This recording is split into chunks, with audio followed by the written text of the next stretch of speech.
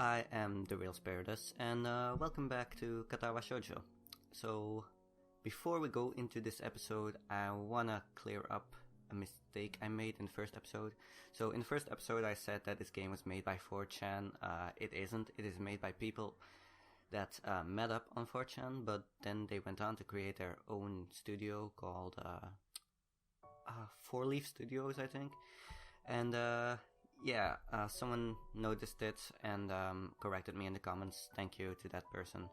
Anyways, last episode we met a deaf girl and her interpreter, and this episode, I guess we're gonna meet someone new. I don't know. Let's check it out. Alright, so last episode we had to go to the nurse's office. Now we are in the nurse's office, so I guess we're gonna meet the nurse.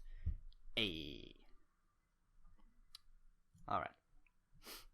My mouse. The room is not large, and it smells strange. A friendly-looking man turns around on his office chair to face me as I enter.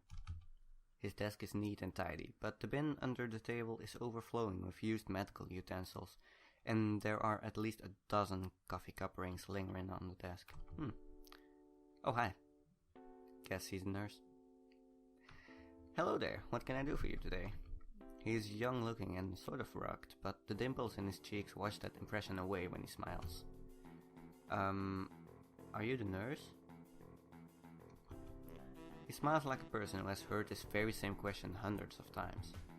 Why, yes I am. It says so on the door, no? Yeah, no shit. You can call me by my name, or just the nurse, like everyone else. Of course, I shake off my confusion, realizing I probably should grab his extended hand. His handshake is rather firm and friendly. Right. I'm a new student and my homeroom teacher told me to come and meet you. My name is Hisao Nakai. What the fuck was that? His eyes light up with revelation and he snaps his fingers. Oh. I need to read before I make comments. Oh, you're that Nakai. I was just reading your file in the morning. Some kind of chronic arrhythmia and related congenital heart muscle deficiency, right? Oh, did I miss something? I hope not. Oh, no, okay. He gestures me to sit down in the vacant armchair in front of his desk. Yes. Good. Well, you've probably been briefed about the school enough, so I'll just go over this quickly. We have all kinds of facilities available, mostly physical therapy and such. There's always someone from my staff around, even at night, so never hesitate to call us if there is a problem. The famous 24-hour nursing staff. Wow, this is like a hospital. Well, not exactly. For instance, we don't do brain surgery here. Oh, thank God. His joke feels so out of place that I'm left thinking why he even said it. Yeah, just that it's really weird to have so many medical people at school. Oh, you'll get used to it.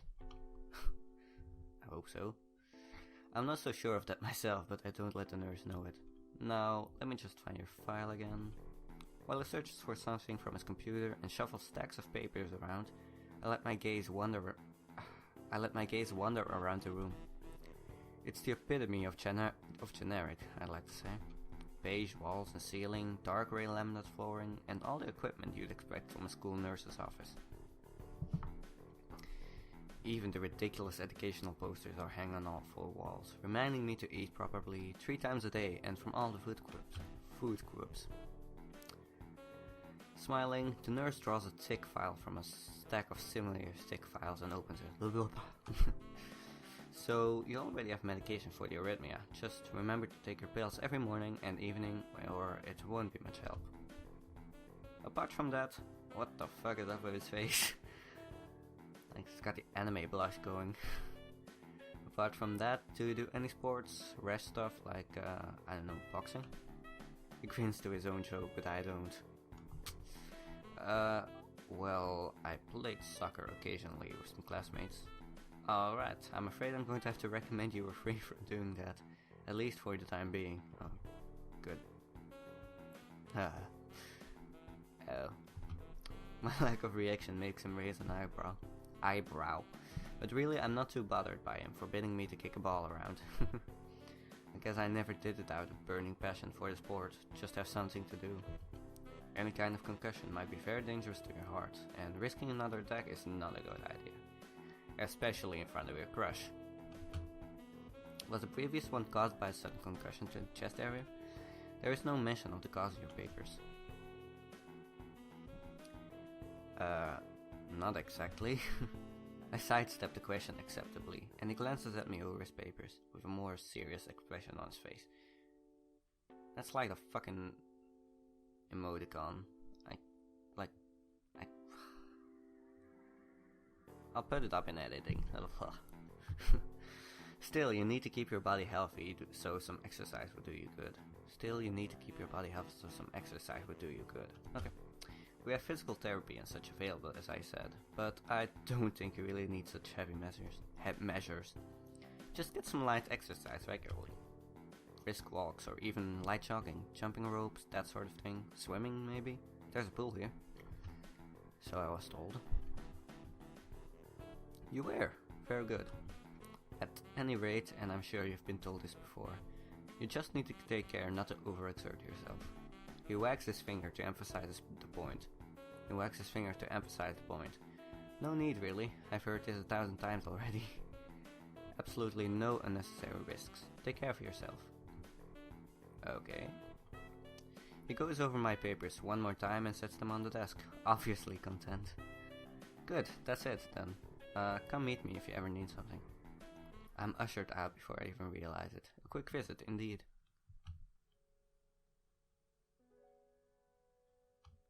I end up standing in front of the main building and the auxiliary building. Jesus. Although, to my eyes, they still look one and the same.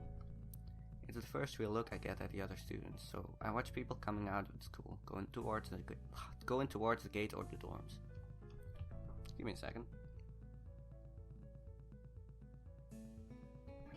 Okay. Everyone seems to know where they are going. And I still keep thinking that most of them don't look too special for being students at a special school. Then again, neither do I. Does that make me one of them? One of us? I should go somewhere to prevent me from getting lost. It's around dinner time, but I feel tired instead of hungry. The wariness in me only grows as I trudge towards the dorms, set a little way apart from the main building complex. There is a garden of sorts between the school and the dorms, shrubbery, flowers, and that overbearing smell of fresh cut grass that fills the atmosphere. It dawns on my tired mind that the smell feels novel because I haven't been outside at all for so long. The dorm building is big and made of red bricks. Like the others, it feels way too pompous for what it is, so I push forward, going inside. It takes more time than necessary to fish out the key I was given from my pocket. Room 119. Despite the ornate exterior, the inside of the dorm is fairly new, functional and boring. Just like in the main building, the halls and doors are wide to accommodate wheelchairs. The same goes for the elevators at the ends of the hallways. I poke my head around the corner of the common room door. Inside, a few students are watching the television. One nods and gives a quick hello before turning back to the TV. Sounds like my boarding school. Except that here they say hello when you enter the room. They didn't do that in my boarding school. Oh well. Seems that only the girls around here are sociable. I suppose that's perfectly fine with me. I climb the stairs to the upper floor. Here, small corridors branch off from the main hallway. Each of these minor halls seems to have a toilet and shower, as well as 4 rooms. About halfway down the hall, I spy room 119. The nameplates on the rooms adjacent to mine are blank. I guess there are just 2 of us here. Light shines from below the door of room 117, so I knock lightly. Hello? Is anyone home? From inside, I hear a few movements, then the clicking of way more locks than I thought these doors had. After a moment, the door squeaks open. Well then. Hi. A bespectacled boy is standing in the doorway. He is looking at me very intently through his extremely thick eyeglasses. Who is it? Bespectacled hallmate. Blind? No, at least not completely. Why would he have eyeglasses if he was? He leans closer to me until our noses are almost touching. His breath stinks of garlic. Well then. Hisao Nakai. I'm moving into the next room. I thought I should introduce my... Well then. His face suddenly brightens in realization, and he stands back upright, thrusting his hand out and smiling. Thrusting his hand out. Fucking camera. Thrusting his hand out in smiling greeting, almost straight to my diaphragm. Oh, sup dude, the name's Genji. Hi. I take Genji's sweaty hand and shake it, still a little rattled by the sudden change of attitude and vehement welcome. There were some suspicious looking people going in and out of your room earlier. It was probably my parents. Your parents? You sure? Because they could have been some other people too. You can't judge a book by its cover. His out-of-place proverb is left hanging between us awkwardly as I try to think of some way to respond. Let's say the chances are high enough. He shudders and makes some exaggerated hand gestures. You're a brave man, Hisao. Me? I don't think I could trust the chances. The only one I trust is myself. Does that mean I shouldn't get to know you either? He thinks about this for a while. A wise decision. Damn, you're smarter than you look. Probably. What do you look like? I hope not smart. He squints his eyes and leans closer again, but I lean backwards to dodge it. Fucking Matrix. Ooh. I can't do this or I fall off my chair. I'll fall off my chair. Anyways. Never mind. It doesn't matter. It doesn't matter. I didn't do shit. Fucking SWAT team arriving or something. It wasn't the door shutting, that was a fucking gunshot.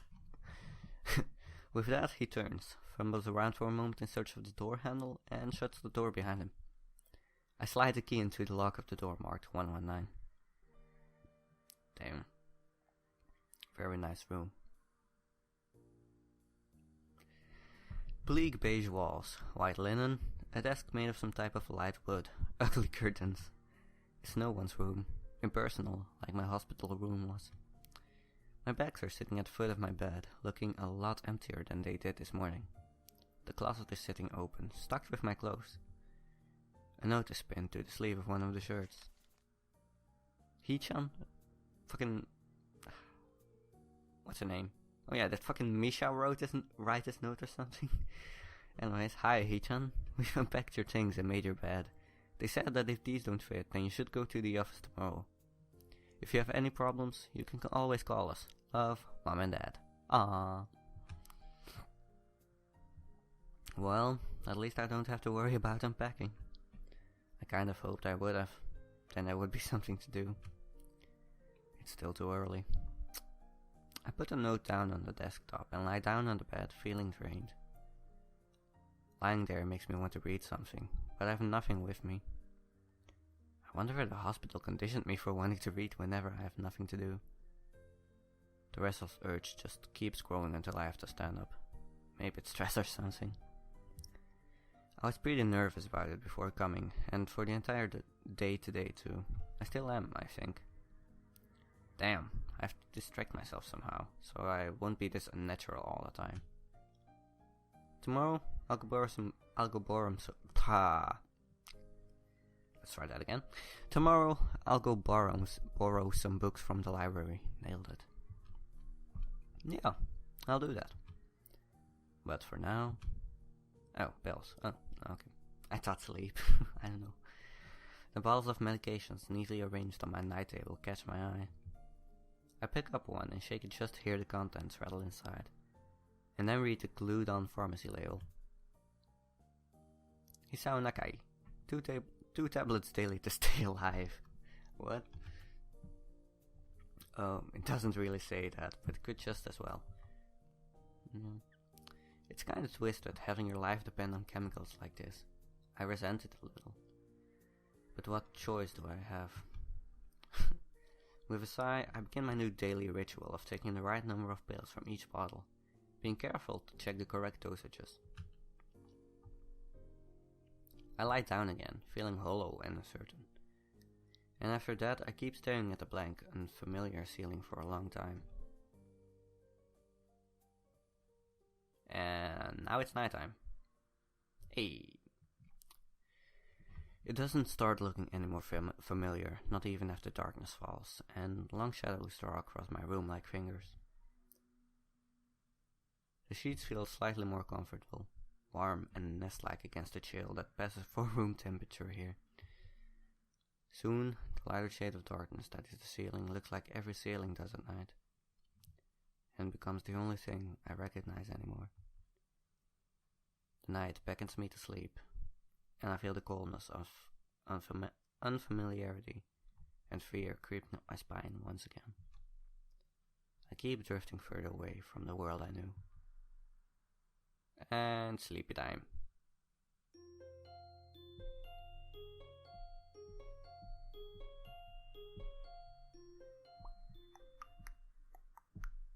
Oh.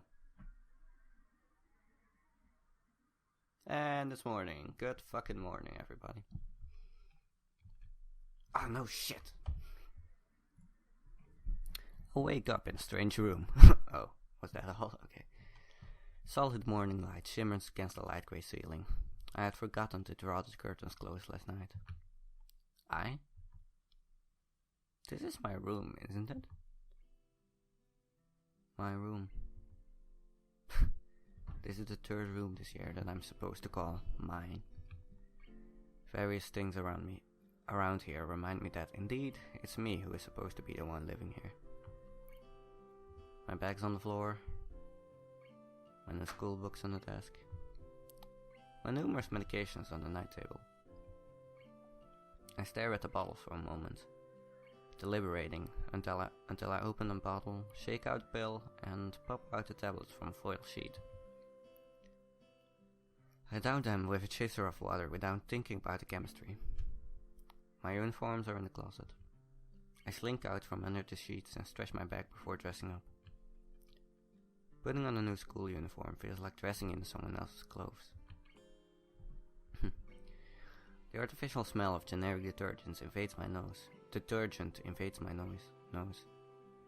But the feeling of fresh cloth against my back is a good one, a natural one. It feels like a school uniform, as it should. It's not much different from what I used to wear before.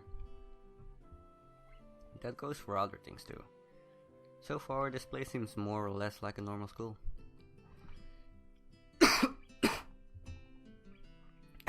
Except for the people. I think back to my talk with Kenji yesterday, Misha's constant laughter, and Shizune's sweeping sign language gestures. Well, I've only met 3 students so far.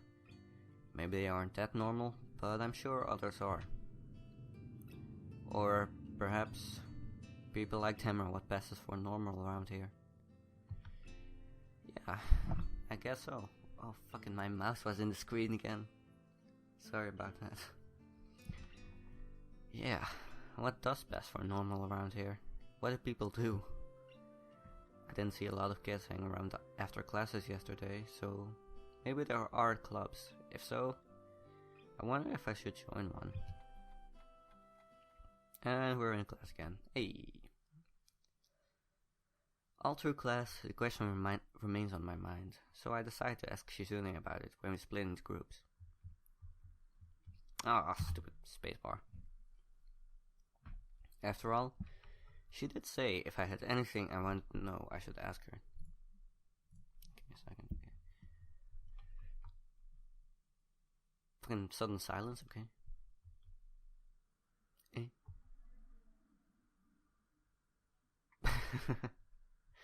She crosses her arms and shifts her gaze slowly to Misha, who looks more preoccupied with trying to grind the eraser off a pencil down so that the top is perfectly and evenly flat.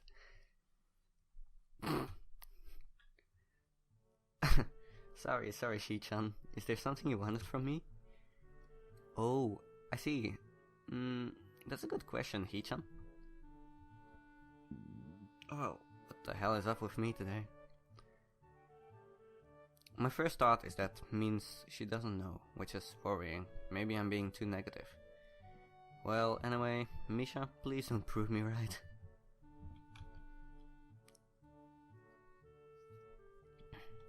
Oh, that's right. Everyone is encouraged to join the club. A lot of people do so because there isn't really anything else to do. There are also school events like the festival coming up in a few days. Almost every student in the school, tends to help out with it, doing whatever. So, you actually transferred in a busy time. Maybe you can help out too. Sure. What's the festival about? Misha freezes. Okay. I don't know, Hee-chan. The truth is, it's a local event, and I'm not from this area, so... Oh. She starts signing desperately to Shizune, asking her to bail her out. Shizune adjusts her glasses at the end of an oddly grandiose flourish and starts signing hard and heavy. Huh? Oh, who cares? Well then. Misha puffs out her chest as she shouts Shizune's words out at me with a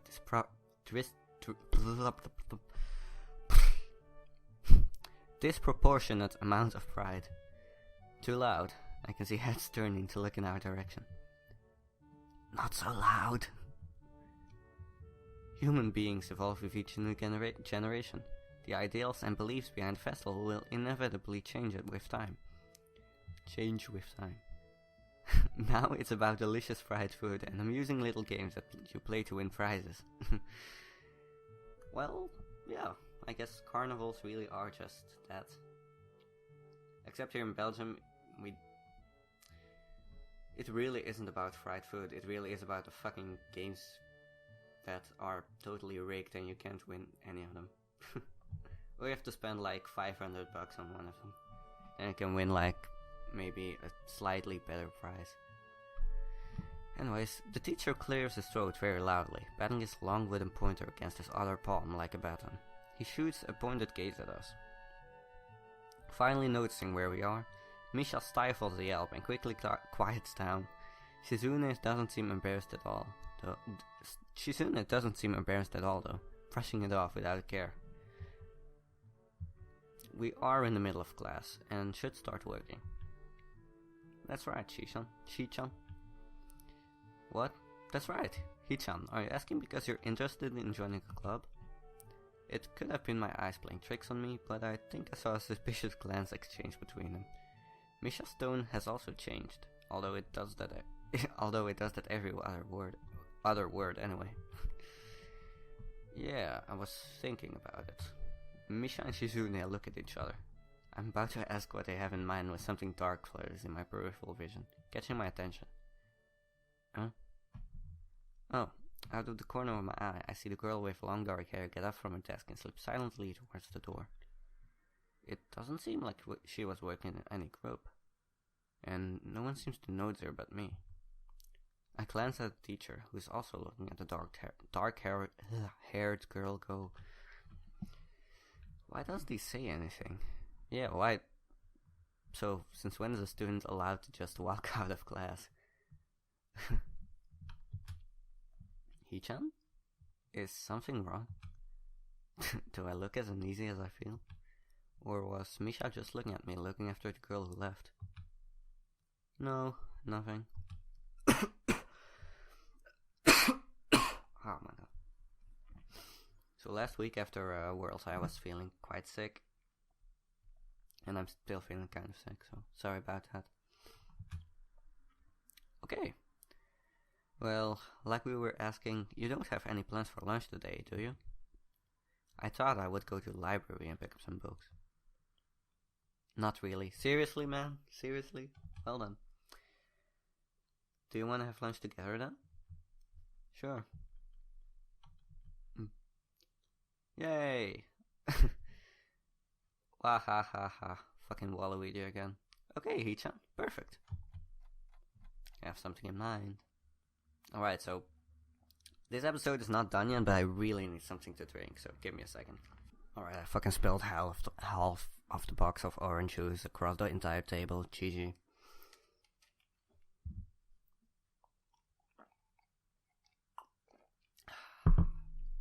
That's better.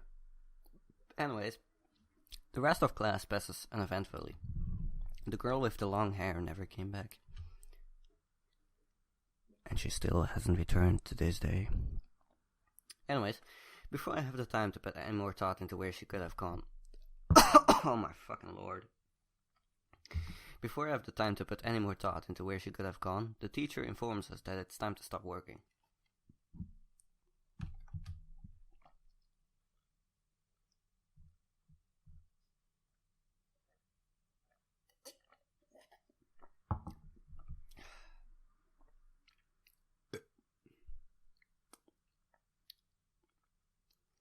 Alright. Shizune looks more than a little annoyed that we only just barely managed to finish all our work on time. I'm just glad we finished it at all. It's not a contest or anything. Holy shit. This is the most uneventful episode ever. Yes it is, Hichan. Wait, what? Did I miss something?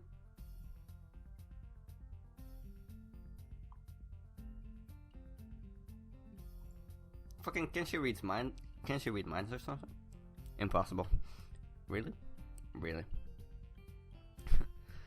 I've noticed this before, but it's kind of funny how Misha is always moving her hands and signing not only everything she says, but whatever anyone else is saying at any given time. Obviously, it must be so Shizune can understand it. Her eyes dart back and forth between Misha's hands and me.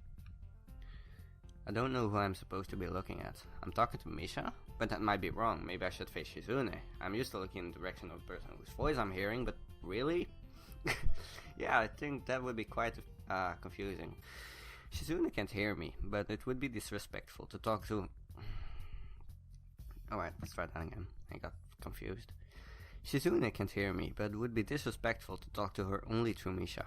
Then again, isn't that what she's doing? No, she's at least looking at me.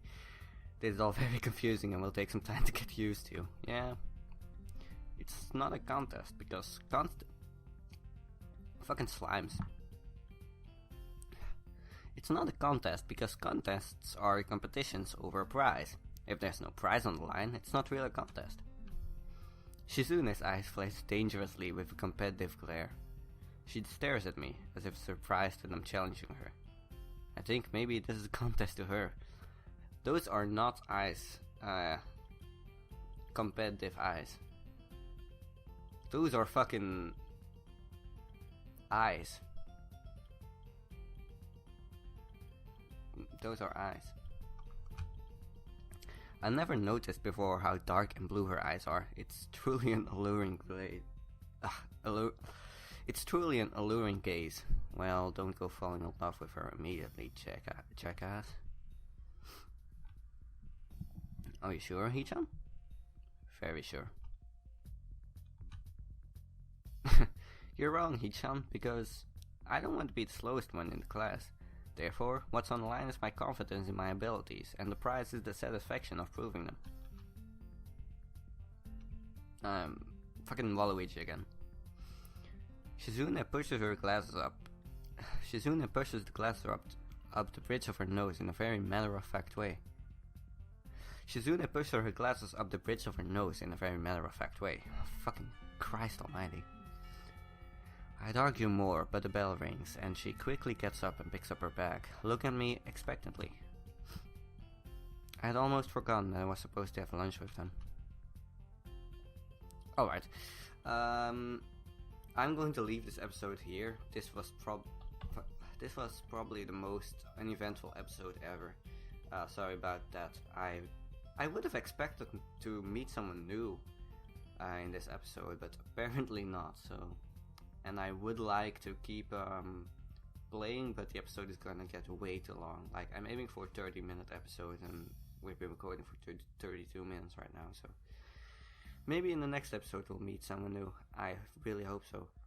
So yeah, that'll be it for now. Thank you for watching, guys. Please leave a like if you enjoyed it, and I'll see you next video. See ya.